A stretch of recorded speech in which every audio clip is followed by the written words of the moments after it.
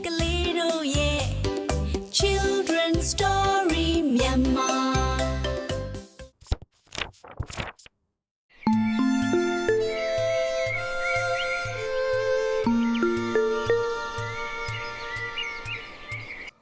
တခါကနွေရာသီရဲ့နေ့တစ်နေ့မှာလေကွင်းမြေတစ်ခုထဲ၌နှံကောင်တစ်ကောင်ဟာပျော်ရွှင်စွာခုံပေါက်ပြီးတချင်းဆိုနေတဲ့ကွယ်ထိုအချိန်တွင်ပွဲစိတ်လေးတစ်ကောင်ဟာကြီးမားသောပြမှုစိတ်တစ်စီကိုသူ့တိုက်စီသို့မနေကြိုးစားပို့ဆောင်နေတာကိုတွေ့လိုက်ရတဲ့နှံကောင်ကပွဲစိတ်ကိုမြင်တော့ဟေ့တငယ်ချင်းဘာလို့အဲ့ဒီလောက်ပင်ပင်မမတ်အလုံးလုံးနေတာလဲလာပါငါနဲ့အတူစကားစမြည်ပြောပြီးအနားယူပါလားလို့မေးလိုက်ပါတော့တယ်အဲ့ဒီအခါပွဲစိတ်ကငါကစောင်းတဲ့အတွက်အစာဆူဆောင်းနေတာပါမင်းကိုလည်းအခုကလေးကအစာဆူဆောင်းထားဖို့အကြံပေးချင်ပါတယ်လို့ထင်ဖြေလိုက်တဲ့နှံကောင်ကစောင်းတဲ့အတွက်ဘာလို့ပူနေမှလဲအခုငါတို့မှာစောက်ဆရာတွေအများကြီးရှိနေတာပဲဥစ္စာလို့ပြောပြီးဂူးမဆိုင်ပဲနေလိုက်ပါတော့တယ်။ပွဲစိတ်ကတော့ဘာမှဆက်မပြောတော့ပဲသူ့လို့သူသားဆက်လုပ်နေခဲ့တော့တယ်။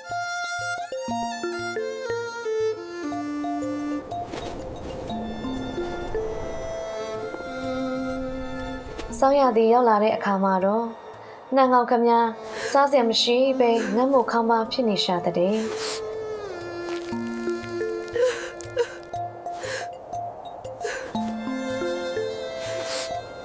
ပွဲစိတ်တွေကတော့နွေရာသီကလေးကသူတို့စူးစမ်းဆူဆောင်းထားတဲ့အစားအစာတွေနဲ့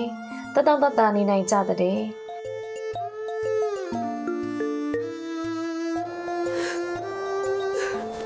အဲ့ဒီတော့မှနှံကောင်လေးနောင်တရသွားပြီးအလုပ်စူးစမ်းဖို့အရေးကြီးပုံကိုနားလည်သွားပါတော့တယ်ကဲဒီပုံမြင်လေးထဲမှာတော့လိုအပ်လာမယ့်အချိန်အတွက်ကြိုတင်ပြင်ဆင်ထားတာအကောင်းဆုံးပါပဲ။ယနေ့အလုပ်စူးစမ်းခြင်းကနောက်တစ်ချိန်အတွက်လုံခြုံစိတ်ချမှုကိုပေးစွမ်းနိုင်တယ်ဆိုတဲ့အကြောင်းလေးကိုကလေးတို့အသိပညာဗဟုသုတရရှိသွားလိမ့်မယ်လို့မျှော်လင့်ပါတယ်ကွယ်။ပုံမြင်လေးကတော့ဒါပါပဲကွယ်။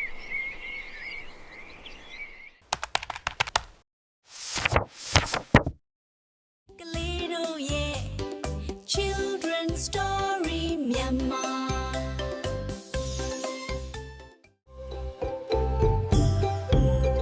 Kalero yeah Children's Story Myanmar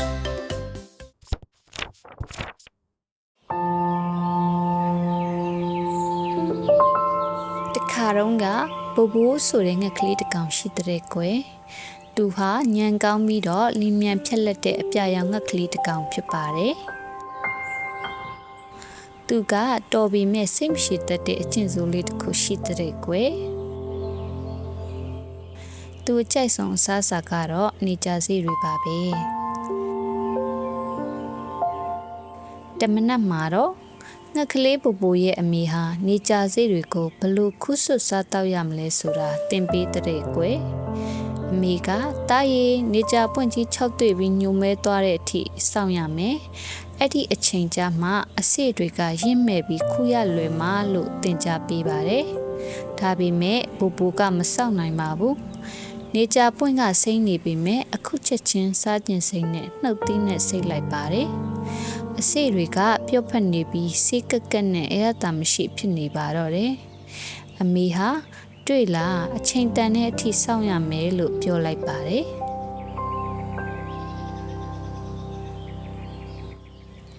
နောက်တစ်နေ့မှာတော့စားကလေးတစ်ကောင်ကအရသာရှိတဲ့နေကြစီမဲမဲတွေကိုတဲလာတာတွေ့လိုက်ရပါတယ်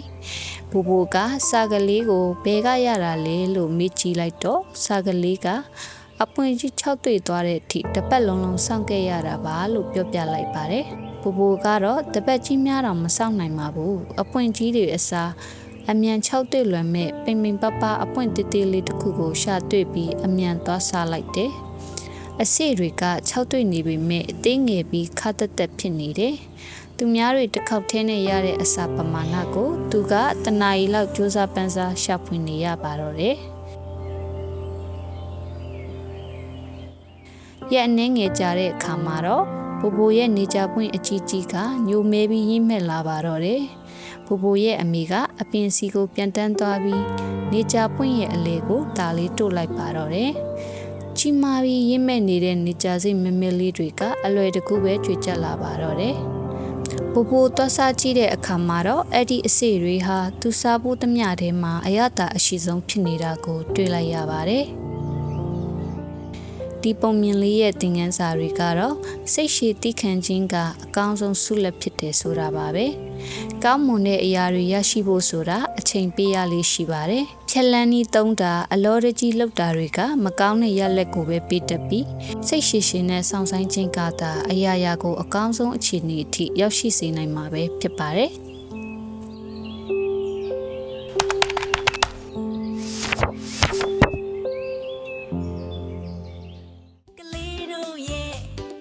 Children's Story Myanmar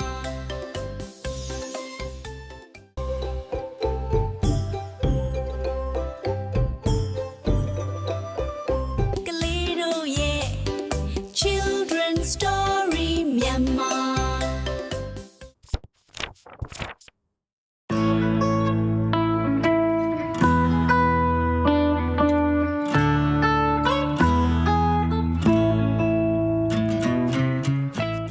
တနေ့ပြားတကောင်ဟာမတော်တဆဖြစ်ပြီးရေထဲသို့ပြုတ်ကျသွားတဲ့ပြားလေတကူလုံးရေဆိုးကရေမကူးနိုင်ပြန်လည်းမပြန်နိုင်ဖြစ်သွားလေတယ်အဲ့ဒီအချိန်မှာတင်ကိုင်းပေါ်မှာနားနေတဲ့ကျိုးငတ်ကရေထဲပြုတ်ကျသွားတဲ့ပြားကိုမြင်တွေ့လိုက်လို့အဆွေပြားဘာမှမပူပါနဲ့တင့်ကိုကျွန်ုပ်ကဲမယ်လို့ဆိုက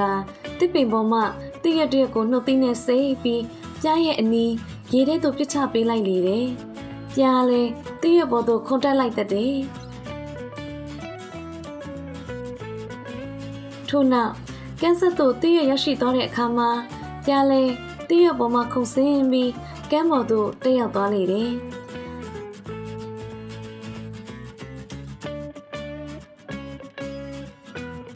ဒီနေ့မှာဂျုံငတ်ဟာအတိုင်းဆောက်လုပ်ဖို့ရန်အတွက်တည့်ရနဲ့ကောက်ရိုးတွေကိုတနေရာမှတနေရာသို့ပြန်သက်ကိုက်ချီပြီးအလုပ်များနေတဲ့အဲ့ဒီအချိန်မှာလူငယ်လေးတစ်ယောက်ဟာအတိုင်းဆောက်နေတဲ့ဂျုံငတ်ကိုတွေ့မြင်သွားပြီးကြောက်ခဲတစ်လုံးကောက်ယူကဂျုံငတ်ကိုပြစ်ဖို့ချိန်ရွယ်လိုက်တဲ့အဲ့ဒီအခါပြားလေးကကြောက်ခဲကင်ထားတဲ့ထိုကလေးရဲ့လက်ကိုအခုံတုံးလိုက်လေတယ်ထိုကလေးကလည်းနာကျင်မှုကြောင့်ထခုံကလက်ထဲကကြောက်ခဲလေးအောက်သို့ကျသွားတော့တဲ့ပြားကသူ့အသက်ကိုတခါကကူညီကယ်တင်ခဲ့ဖို့တဲ့ဂျုံငတ်ကိုအခုပြန်ပြီးကျေးဇူးဆက်လိုက်နိုင်ခဲ့လေတော့တယ်ကဲဒီပုံမြင်လေးထဲမှာတော့တရိတ်ဆန်လေးပဲဖြစ်ဖြစ်လူပဲဖြစ်ဖြစ်တယောက်ပေါ်တယောက်ရိုးရိုးသားသားကူညီပေးတဲ့အခါအဲ့ဒီကောင်းမှုဟာဘယ်ချိန်မဆိုမမျှော်လင့်မဲကိုယ်စီပြန်လဲရောင်ပြန်ဟန်နိုင်ကြောင်းကိုဒီပုံမြင်လေးကနေတဆင့်ကလေးတို့အသိပညာဗဟုသုတရရှိသွားလိမ့်မယ်လို့မျှော်လင့်ပါတယ်ကွယ်ပုံမြင်လေးကတော့ဒါပါပဲကွယ်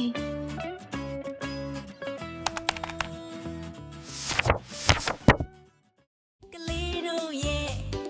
Children's Story Myanmar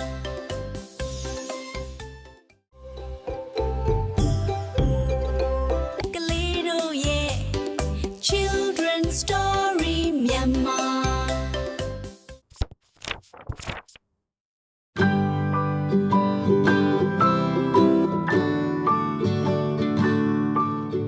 တနေ့ပစိုးလုံးလေးတကောင်ဟာသူ့မိခင်ကိုအမေတောက်ပလေးလက်နေကတဲရီထူထက်ပေါများနေတဲ့တဲပြင်စီသွားချင်ပါတယ်လို့ပစိုးလုံးလေးကသူ့မိခင်ကိုခွင်တောင်းလိုက်လေတယ်။အဲ့ဒီအခါမိခင်ဖြစ်သူကသားဆော့ကစားရမယ့်နေရာဟာတဲပြင်မဟုတ်ဘူး။ရေခဲရေစက်တွေရှိတဲ့နေရာဒီနေရာပဲ။ဒီမှာဆော့ပါလားလို့ပြောလိုက်တဲ့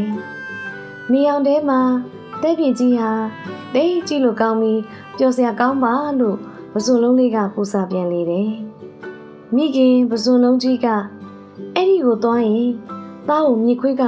ဖမ်းသွားလိမ့်မယ်တိလား။မသွားပါနဲ့လို့တားလိုက်လေတယ်။ အမေကျွန်တော်တော့ပြစီလို့မျက်နာမตาမယာနဲ့ဆိုကပစိုးလုံးလေးဟာ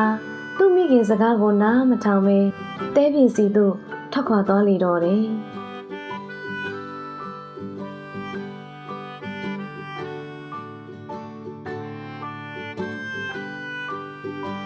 မကြခင်ပစိုးလုံးလေးဟာတဲပြင်ကြီးစီသို့ရောက်ရှိလာလေတော့တယ်နေအောင်ထဲမှာတဲပြင်ကြီးတောက်ပလင်းလက်နေတာတိတ်ကြည့်လို့ကောင်းပြီးနွေ့နွေ့ထွေးထွေးနဲ့နေလို့ထိုင်လို့ကောင်းလိုက်တာစော့ကစားရတာပျော်စရာကောင်းတယ်လို့ပစိုးလုံးလေးကဆိုကတဲပြင်ပေါ်တွင်အချိန်ကြာမြင့်စွာစော့ကစားနေလေတော့တယ်အဲ့ဒီအချိန်မှာညီခွေးတကောင်ဟာပစိုးလုံးလေးကိုမြင်တွေ့သွားပြီးအိုးငါမနဲ့စာအစင်းနဲ့မလားလို့ဆိုကညီခွေးဟာတဲပြင်ပေါ်ရှိပစိုးလုံးလေးကိုဖဲယူကိုက်ပြက်စားတော့လိုက်ပါတော့တယ်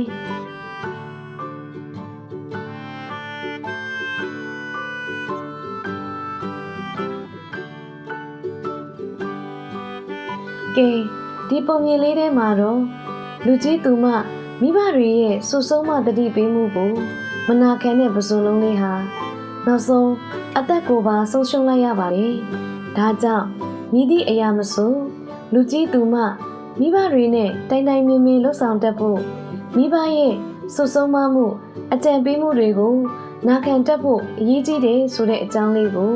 ဒီပုံမြင်လေးကနေတဆင့်ကလေးတို့အသိပညာဘဟုတုတရရှိသွားလိမ့်မယ်လို့မျှော်လင့်ပါတယ်ကွယ်ပုံမြင်လေးကတော့ဒါပါပဲကွယ် ကလေးတို့ရဲ့ Children Story မြန်မာ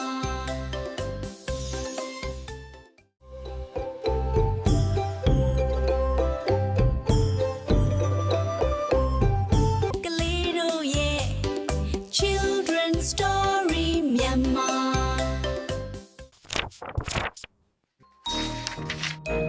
ဒီနေ့မှာကြီးကန်းတကောင်ဟာအင်းင်းကဒင်းငယ်တုံးကိုအလစ်တုတ်ခါတစ်ပင်မောသူပြန်တက်ပြီးတစ်ကိုင်းမော်တွေနားလိုက်လေတယ်အဲ့ဒီအချိန်မှာညီခွေးတကောင်ကဒင်းငယ်ကိုကိုက်ပြီးတစ်ပင်မော်နားနေတဲ့ကြီးကန်းကိုမြင်တွေ့သွားနေတယ်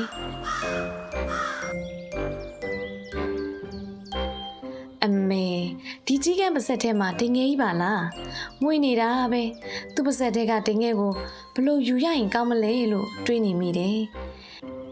အဲ့ဒီနောက်ညီခွေးကအကြံရသွားပြီးကြီးကဲနားနေတဲ့တစ်ပင်အောက်သို့လာပြီးအဆွေကြီးလှမလို့ပါလားအဆွေဒီလောက်ချောမောလာပါမယ်အစကမသိခဲ့ဘူးဗျ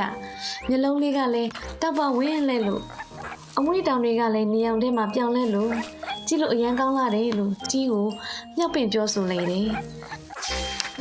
အဲ့ဒီအခါစဉ်းစားဉာဏ်မရှိတဲ့ကြီးကန်းကြီးဟာမြောက်ပင်တဲ့ကြားရလို့လွန်စာသဘောကျသွားပြီးသူ့တောင်မဲ့နှစ်ဖက်ကိုခါပြလိုက်လေတယ်။မြေခွေးကလည်းဆက်လက်ပြီးအဆွေတကြီးလည်းတီဆိုတတ်တယ်မဟုတ်လား။ဆိုတတ်မှကျွန်ုပ်သိထားပါတယ်။အဆွေရဲ့အတန်းဟာ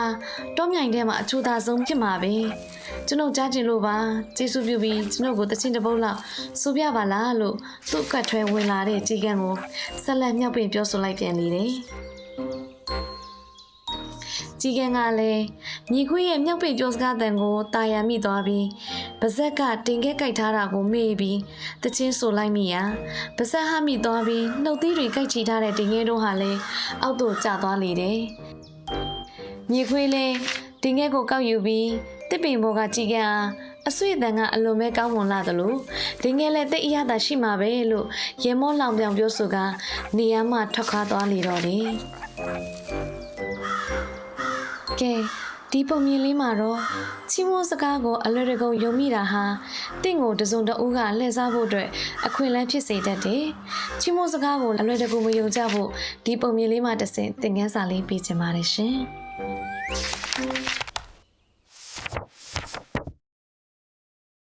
ကလေးတို့ရဲ့ Children Story မြန်မာ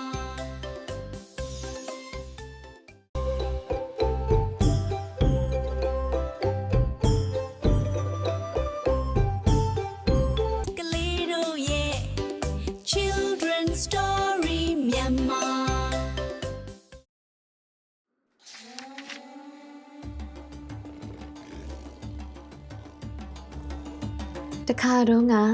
တိရစ္ဆာန်တွေအားလုံးရဲ့ဘရင်ဖြစ်တဲ့ချင်းသိမင်းကြီးဟာအစားအသောက်များစားသုံးပြီးဆက်တော်ခေါ်နေတဲ့ကွယ်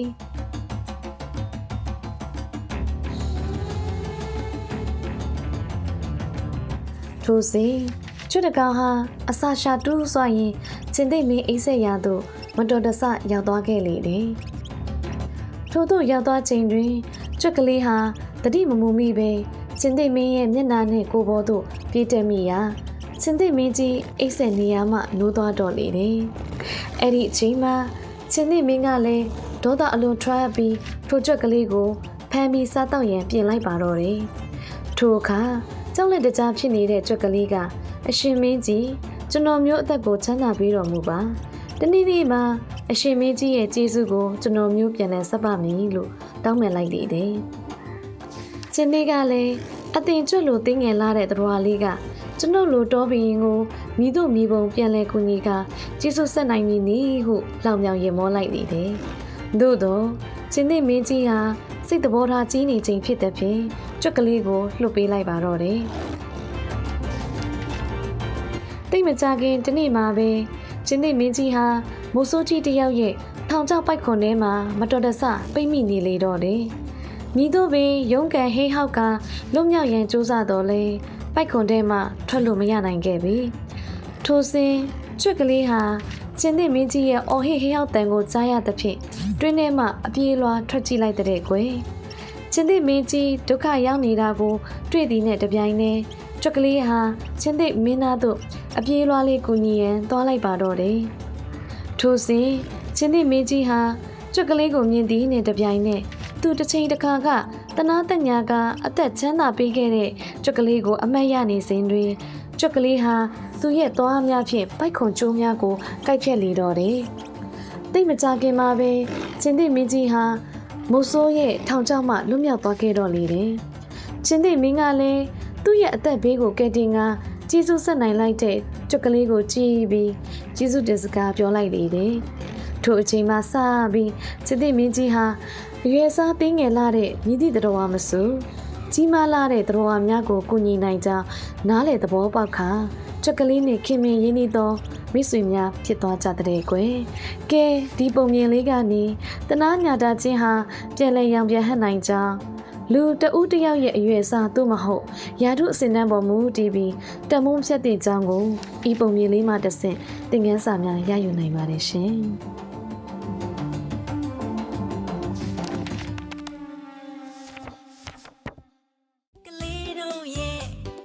Children's Story Myanmar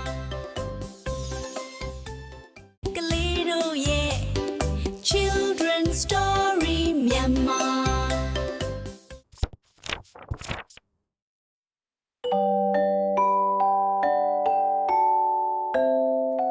တခါကလေကလေးတစ်ကောင်ဟာချောင်းငယ်လေးတစ်ခုမှာနေထိုင်နေတဲ့ကွယ်သူဟာတနေ့ကင်းလုံးလိုလိုတစ်တုံတုံပေါ်မှာထိုင်ပြီးကောင်းငင်ပေါ်မှာပြန်တန်းနေတဲ့ဘဲငန်းတွေကိုကြည့်ကသူလဲဘဲငန်းတွေလိုပြန်တန်းချင်နေတယ်သူကိုယ်သူဘဲငန်းတွေလိုပြန်တန်းနိုင်လိမ့်မယ်လို့လဲထင်နေတဲ့ကွယ်ဒီနေ့ဘဲငန်းတွေဟာလေကလေးထိုင်နေတဲ့တစ်တုံဘေးကချောင်းငယ်စီကိုလာရောက်ပြီးရေကူးနေကြလေတယ်အဲ့ဒီအခါလေကအဆွေဘဲငန်းတို့တင်တို့လိုပဲကျွန်တော်ကောင်းငင်မှာပြန်တန်းချင်လို့ကျွန်တော်ကိုပြန်တက်အောင်သင်ကြားပေးပါလားလို့ပြောဆိုလိုက်တဲ့ဘဲငန်းတွေကလေးရဲ့စကားကိုကြားတဲ့အခါမဖြစ်ပါဘူးသင်မေးလို့မဖြစ်ဘူးသင်မှာကျွန်တော်တို့လိုပြန်တန်းဖို့အတောင်ပံမှမရှိတာပဲသင်ဘာသာသင်ချောင်းငယ်ထဲမှာပဲအေးစစ်စစ်နေစမ်းပါလို့ပြန်လဲပြောဆိုလိုက်တဲ့မှန်ပါတယ်ကျွန်တော်မှာတောင်ပံတွေမရှိပါဘူးဒါပေမဲ့သင်တို့ကျွန်တော်ကိုသင်ကြားပေးနိုင်ပါတယ်ဒီတူချောင်းအစွန်းတစ်ဖက်စီကိုဘဲငယ်နှကောင်ရဲ့နှုတ်သီးနဲ့ကြိုက်ထားကကျွန်တော်ကတူချောင်းရဲ့အလဲကိုဆွဲကြိုက်ထားပြီးသင်တို့ကောင်းငင်မှာပြန်တန်းရင်ကျွန်တော်လည်းလိုက်ပါလို့ရတာပေါ့ကောင်းငင်မှာကျွန်တော်လည်းပြန်တန်းနေတဲ့သဘောပဲမဟုတ်ဘူးလားလို့ပြန်လဲပြောကြားလိုက်တဲ့ဒီလိုနဲ့ဘဲငယ်နှကောင်လဲဒုချောင်းအစွန်းတစ်ဖက်ကိုစီကြိုက်ချီလိုက်ကြကလက်ကဒုချောင်းအလဲကိုခက်မြဲမြဲကြိုက်ထားလိုက်လေတယ် ဘဲငန်းတွေကတင်ပါဆက်ကိုမဟာမိဖို့တတိတော်ထားရမယ်ပါးစပ်ဟားလိုက်တာနဲ့တင်မြေကြီးပေါ်ပြုတ်ကျပြီးသားမှတ်ပြီးတော့လို့တတိပေးလိုက်လေတယ်ကျွန်တော်ပါးစပ်ကိုလုံးဝမဟာပါဘူးလို့လိတ်ကပြန်ပြောလိုက်တဲ့အဲ့ဒီလိုနဲ့ဘဲငန်းတွေလည်းထပြန်ပြီးလိတ်ကိုအဝေးသို့ခေါ်ဆောင်သွားလေတယ်ဘဲငန်းတွေဟာမြို့တစ်မြို့ကိုဖျက်ကျော်လာတဲ့အခါမြေပြင်ပေါ်ကလူတွေကဘဲငန်းနဲ့လိတ်ကိုမြင်တွေ့သွားကြပြီးလူတစ်ယောက်ကကြည့်ကြစမ်းဘလောက်ကြီးလို့ကောင်းလိုက်သလဲဘလောက်အံ့ဩစရာကောင်းလိုက်သလဲလိတ်ကြီးကဘဲငန်းတွေနဲ့အတူကောင်းကင်မှာပြန်နေတဲ့ဟေးလို့အော်ပြောလိုက်လေတယ်အဲ့ဒီစကားကိုကြားတဲ့အခါလိတ်လည်းဘဝင်မြင့်သွားပြီးငါလိုလူဒီစပူမှာရှိသေးရဲ့လားလို့ဆိုလိုက်လေတယ်အဲ့ဒီအခါမှာသူပါဇက်ဟပြီးပြောဆိုလိုက်တဲ့အတွက်ဒုတ်ချောင်းကိုကြိုက်ထားရမှလွတ်ထွက်သွားကလိတ်ဟာမြေပြင်ပေါ်သို့ထိုးကျပြီးတည်ဆုံးသွားလေတော့တယ်ကဲဒီပုံမြင်လေးထဲမှာတော့လီကလေးဟာသူ့ရဲ့မောင်းမှာကြောက်ဝမှုကြောင့်အနေကြောက်ရောက်ခဲ့ရပြီးအသက်ပါဆုံးရှုံးသွားခဲ့ရတယ်။ဒါကြောင့်မောင်းမာမှုကလူတိုင်းအတွက်ကောင်းကျိုးပေးကြောင်းကိုဒီပုံမြင်လေးကနေကလေးတို့သိရှိသွားလိမ့်မယ်လို့ညွှန်လင့်ပါတယ်ကွယ်။ပုံမြင်လေးကတော့ဒါပါပဲကွယ်။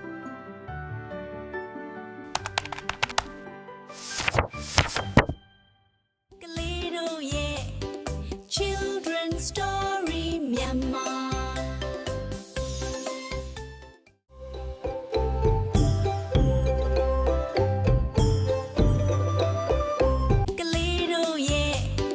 Children's Story Myanmar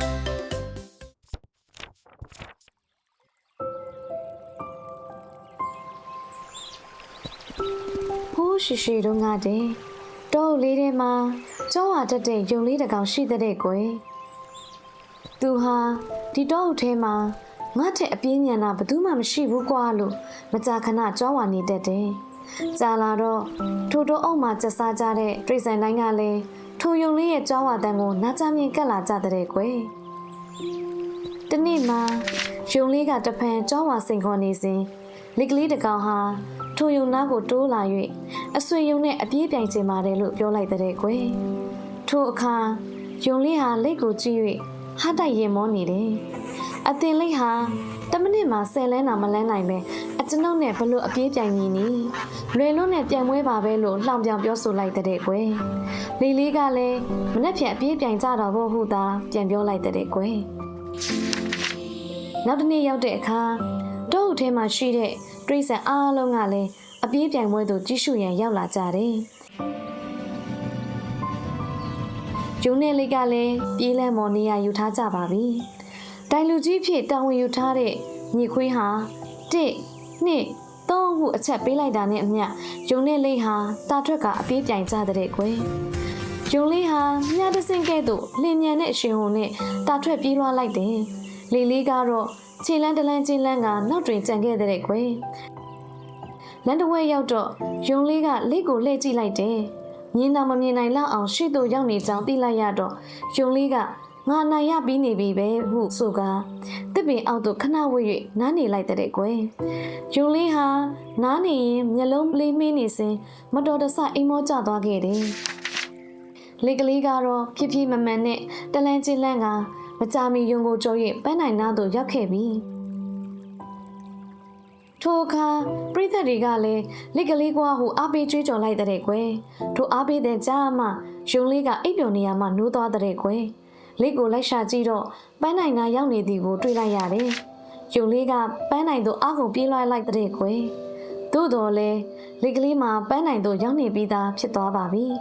ပရိသတ်ကြီးကလည်းကြွေးကြော်အောင်ဝဲခံလိုက်ကြတယ်ယုံလေးကအရှက်ရကကောင်းမှုနေလိုက်တဲ့ကွယ်လေးလေးကမူပုံမှန်မပြတ်မလက်ပဲစူးစမ်းမှုကသာတာ၍ကောင်းကြောင်ကြွေးကြော်လိုက်တဲ့ကွယ်ကဲပုံမြင်လေးကတော့လူတိုင်းမစုံမနစ်မပြတ်မလက်စူးစမ်းပါကပန်းနိုင်တို့မလွဲမသွေရောက်နိုင်ကြောင်းသင်ခန်းစာလေးပါပဲရှင်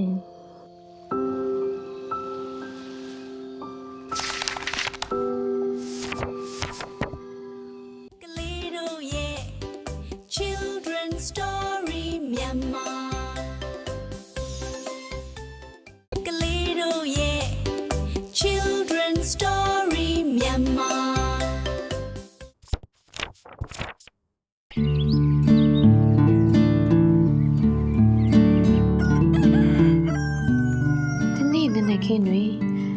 ကြီးကနေကျမကြီးကိုရှင်မကြီးငါပိုက်စာနေပြီရှင်မကမစားသေးဘူးလားမနဲ့စားစားကြရအောင်လေသွားကြစို့လို့ပြောလိုက်လေတယ်အဲ့ဒါနဲ့ကျမကြီးကလည်းကျမတို့ဘယ်မှာသွားစားကြမှာလဲလို့မေးလိုက်တဲ့ကျမကြီးကဥယျာဉ်ထဲမှာဆူဖြိုးနေတဲ့တီကောင်နဲ့ဘိုးကောင်တွေရှိကြတယ်လို့ပြန်ပြောလိုက်လေတဲ့ကျမနဲ့ကျမကြီးကလည်းနနက်စာစားဖို့ဥယျာဉ်ခြံထဲသို့ရောက်ရှိလာကြတော့လေတဲ့သူတို့လည်းခြံထဲမှာဘိုးကောင်တွေရှာနေကြတယ်အဲ့ဒီအခါမှာကျမကြီးကဒီမှာလာကြည့်စမ်းပါလို့ကျမကြီးကိုပြောလိုက်လေတယ်ကျမကြီးနဲ့အခြားသောကျမတွေလည်းတွားရောက်ကြည့်ရှုကြတဲ့တောက်ပဝင်းလည်နေတဲ့အရာဝတ္ထုပဲလို့ကျမကြီးကဆိုလိုက်တဲ့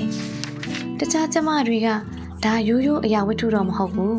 အဖိုးတန်နဲ့စိန်နှုံးပဲလို့ဆိုကြတယ်အဲ့ဒီအခါကျမကြီးကစိန်နှုံးဆိုရင်ကျွန်ုပ်တို့အတွက်ဘာမှသုံးလို့ရမှာမဟုတ်ဘူးဘာမှလည်းအကျိုးရှိမှာမဟုတ်ဘူးကျွန်ုပ်တို့စာလောင်နေတဲ့အခါစိန်နှုံးတွေထည့်ထားတဲ့အိတ်ကြီးထက်စုဖြိုးနေတဲ့တီကောင်တကောင်ရှာတွေ့တာကပိုတန်ဖိုးရှိပါတယ်လို့ပြောကြလိုက်တဲ့ကွယ်ကဲဒီပုံမြင်လေးမှာတော့လူတိုင်းအတွက်တန်ဖိုးရှိရာကွာခြားတတ်တယ်တယောက်အတွက်အသုံးဝင်တဲ့အရာကအခြားသူအတွက်အသုံးဝင်နိုင်ပါဘူး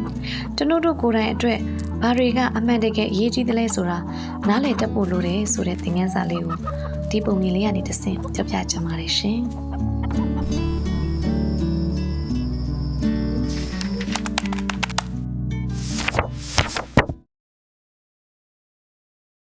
ကလေးတို့ရဲ့ Children Story မြန်မာ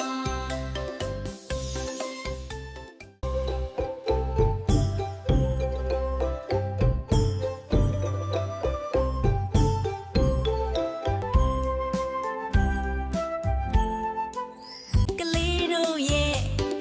Children Story မြန်မာ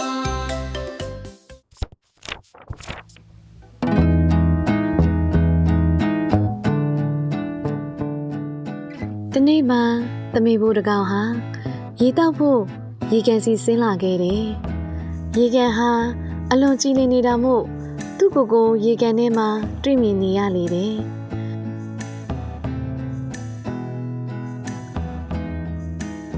အဲ့ဒီအခါမှာသမီးဘိုးကအိုးသိလာတဲ့ငါဦးချိုပါလား။တန်မာပြီးစက်တီရှိလို့နေပါလား။တစ်ကိုင်းတစ်ခတ်တွေဖြန့်ကားနေသလိုကြီးလို့ကောင်းလိုက်တာ။ဒါပေမဲ့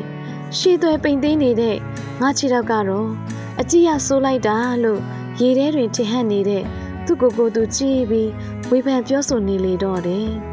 ။ထို့စဉ်သမီးဘိုးဟာမိုးဆိုးတွေရဲ့ခေယာမုတ်တန်ကိုကြားလိုက်ရပါတယ်။သမီးဘိုးလည်းလျင်မြန်သောအဟုန်ဖြင့်ခြေကုံတုပ်ပြေးလေတော့တယ်။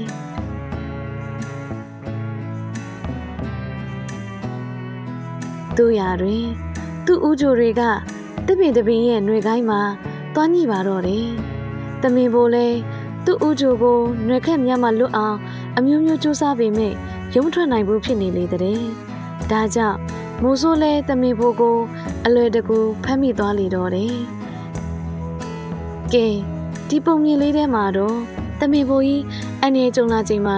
သူတန်မိုးမထားမနှင်းမြုပ်ခဲ့တဲ့သူ့ခြေထောက်ကတော့သူထွက်ပြေးရမှာအသုံးဝင်ခဲ့လေတယ်။သို့တော့သူသဘောကျနှစ်သက်ခဲ့တဲ့သူ့ရဲ့ဦးချိုကတစ်ကိုင်းမှာသွားညှိပြီးမိုးဆိုးရဲ့တက်ဖြတ်ခြင်းကိုခံခဲ့ရလေတယ်။ဒါကြောင့်အလှအပထက်အသုံးဝင်မှုကိုပုံမတန်ဖိုးထားတဲ့နေဆိုတဲ့အကြောင်းကိုဒီပုံမြင်လေးကနေတဆင့်အသိပညာဗဟုသုတတစ်ခုခုရရှိသွားလိမ့်မယ်လို့ညွှန်လင့်ပါတယ်ကွယ်။ပုံမြင်လေးကတော့ဒါပါပဲကွယ်။ ကလေးတို့ရဲ့ Children Story မြန်မာ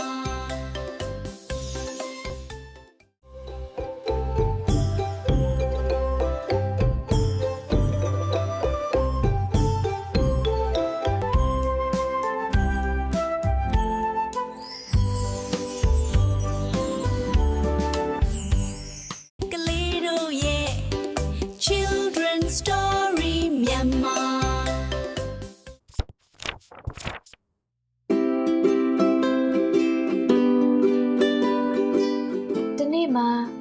မှာနေထိုင်တဲ့ကျွတ်တကောင်ဟာတောမှာနေထိုင်တဲ့ကျွတ်စီလာလေလေတယ်ကျေးလက်မှာနေထိုင်တဲ့ကျွတ်ဟာရာကင်းထဲမှာနေထိုင်တဲ့ကွယ်ကျွတ်နှကောင်ဟာရာကင်းထဲမှာလက်ပတ်ပြေးလွှားပျော်ရွှင်နေကြလေတယ်ကျေးလက်ကကျွတ်က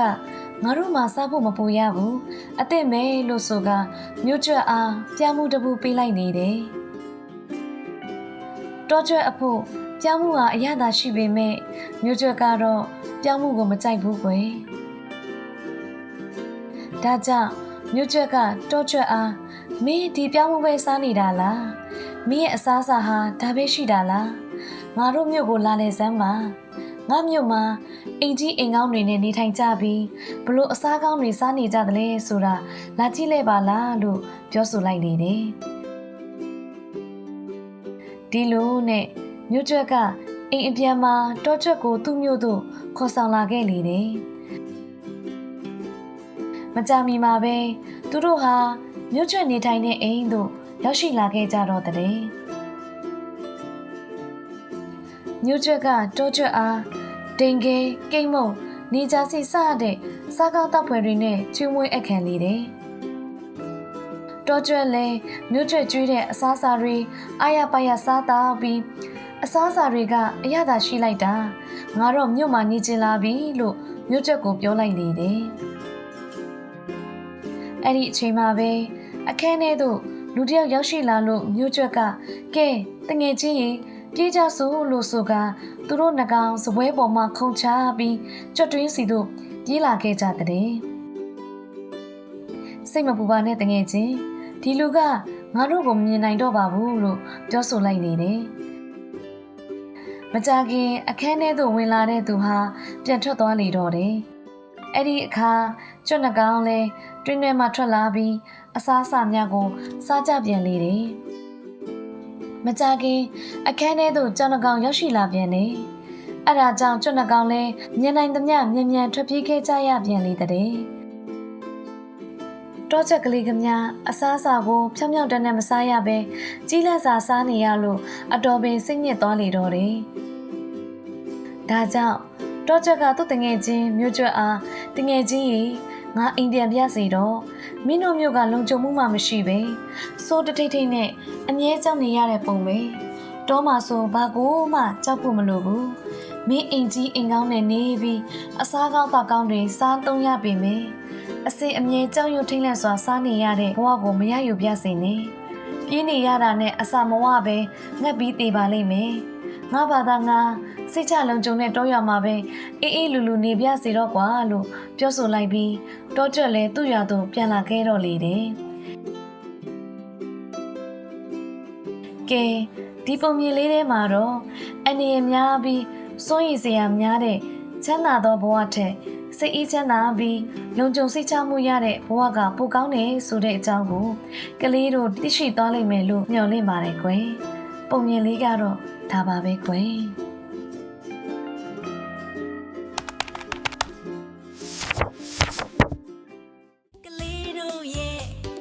Children's Story Myanmar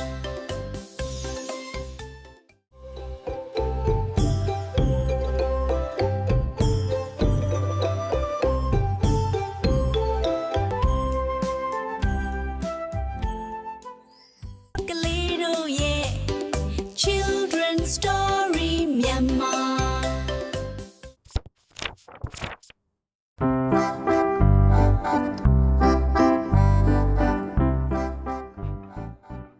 တခါကကောက်ချစ်ဆင်းလဲတဲ့မြေခွေးတစ်ကောင်ဟာရေရင်းနားမှာလမ်းလျှောက်နေစဉ်ရေရင်းထဲသို့မတော်တဆခြေချောပြီးလိမ့်ကျသွားလေတယ်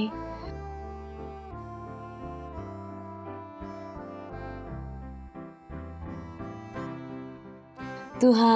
ရေရင်းပေါ်သို့တက်ဖို့အချိန်ကြီးစူးစမ်းပေမယ့်တက်လို့မရဘူးဖြစ်နေတဲ့ကွယ်အဲ့ဒီအချိန်စိတ်တကောင်ဟာရေရင်းနှဖြတ်သန်းသွားစဉ်ရေရင်းထဲကမြေခွေးကိုမြင်တွေ့သွားပြီးခမည်းရေရင်းထဲမှာဘာလုပ်နေတာလဲလို့မေးလိုက်နေတယ် ရေတွင်းထဲမှာရေစင်းတောက်နေတာပါရေကချိုးပြီးအေးမြနေတာပဲတောက်လို့တိတ်ကောင်းနေကျုပ်တောက်ဖို့သမျှရေထဲမှာတော့အကောင်းဆုံးနဲ့အရသာရှိဆုံးပဲစိတ်ကလေးမင်းလာပြီးမီးစိမ်းကြည့်ပါလားလို့ညီခွေးကကောက်ချစ်ဆင်းလဲသောအကြံစီဖြင့်ပြန်ပြောလိုက်လေတယ်မိမဲလာတဲ့စိတ်ကလေးဟာလည်းရေတွင်းထဲသို့ခုန်ဆင်းလိုက်ကရေကိုတောက်လိုက်ပါတော့တယ်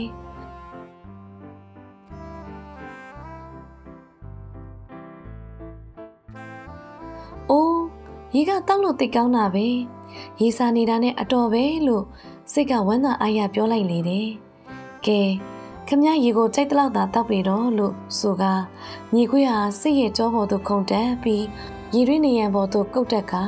မြေပေါ်သို့ရောက်ရှိသွားခဲ့လေတော့တယ်အဲ့ဒီနောက်ညီခွေးကရေတွင်းအပြင်ဘက်ကနေစိတ်အားရေတွင်းထဲကရေတွေခမကြိုက်တလောက်သာအဝတောက်ပြီးနီးခဲ့ပြီတော့လို့ဆိုကအဝေးသို့ထွက်ခွာသွားလေတော့တယ်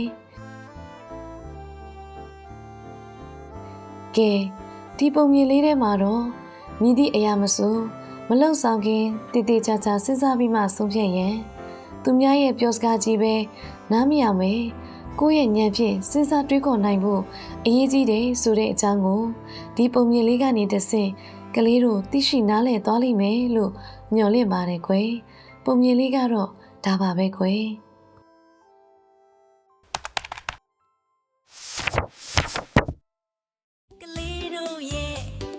Children's Story Myanmar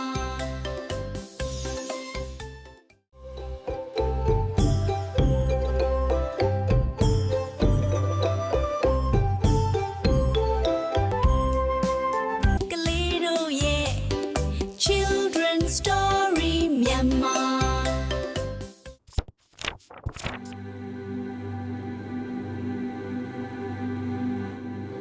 တနေ့မှာဝင်းမလေးတကောင်ဟာသူ့ရဲ့ညစာအတွက်အစာရှာထွက်လာခဲ့တော့တဲ့အဲ့ဒီအခါဝင်းမလေးဟာတောင်ငန်းမရံမှာရက်နေတဲ့စိတ်ကလေးတကောင်ကိုမြင်တွေ့သွားတဲ့ဝင်းမလေးကငါဒီစိတ်ကိုရမှဖြစ်မယ်ဒါပေမဲ့သူ့စီငါဘလို့သွားလို့ရပါမလဲလို့ဝင်းမလေးကတွေးနေမိတယ်အဲ့ဒီနောက်ဝင်းမလေးကစိတ်ကလေးကမ်းမရံထိတ်ကနေအောက်ကိုလိမ့်ကျသွားလိမ့်မယ်တတိထားလို့စိုးရိမ်ပူပန်နေသောအတန်နဲ့လှမ်းပြောလိုက်တဲ့ကျွန်ုပ်တို့မစိုးရိမ်ပါနဲ့လိမ့်မကျပါဘူးလို့စိတ်ကလေးကပြန်ဖြေလိုက်တဲ့ဘာလို့မစိုးရိမ်ရမှာလဲအောက်ကိုဆင်းခဲ့လေဒီမှာမျက်နှာကလေးတွေလက်လက်ဆက်ဆက်နဲ့ချွန်နေတာပဲလို့ဝင်းမလွေကသွေးဆောင်ဖျားယောင်းလိုက်တဲ့စိတ်ကလေးကလည်းကျေးဇူးတင်ပါတယ်ဒါပေမဲ့ခမကျွန်ုပ်ကိုရယူလိုချင်နေတာကျွန်ုပ်သိတယ်ကျွန်ုပ်နေရာမှာပဲကျွန်ုပ်နေတာလုံခြုံစိတ်ချရပါတယ်ကျွန်ုပ်ကိုခမစားလို့ရမှာမဟုတ်ဘူးလို့ဆိုပြီးဥချိုကိုခါကအဝေးသို့ထွက်ခွာသွားလေတော့တယ်ဝင်းမလွေကြီးလည်းညစာစားသုံးဖို့မရှိဖြစ်သွားကလှည့်ပြန်ထွက်သွားရလေတော့တဲ့ကဲကလေးတို့ရေဒီပုံမြင်လေးထဲမှာတော့မကောင်းချင်တဲ့သူတွေအနေရှိတဲ့သူတွေကိုမယုံကြည်ဖို့နဲ့ဒါအပြင်လူတွေကိုယုံကြည်ရမှတတိထားပြီးမိမိကိုယ်ကိုကာကွယ်နိုင်ဖို့အမြဲလိုအပ်တယ်ဆိုတာကိုဒီပုံမြင်လေးကနေကလေးတို့အသိပညာဗဟုသုတလေးရရှိသွားလိမ့်မယ်လို့ညွှန်လင့်ပါတယ်ကွယ်ပုံမြင်လေးကတော့ဒါပါပဲကွယ်